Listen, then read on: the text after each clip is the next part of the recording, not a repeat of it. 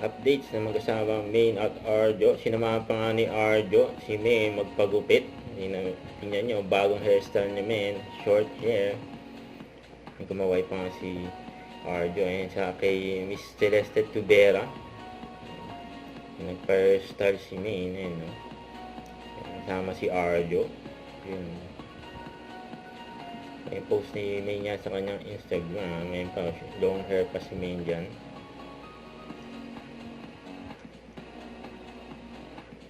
Nagpasalon si Main kay Ninang Celeste Tubera. Ay, kumaway pa nga si Arjo eh. Yung nasa likod lang si Arjo ni Main.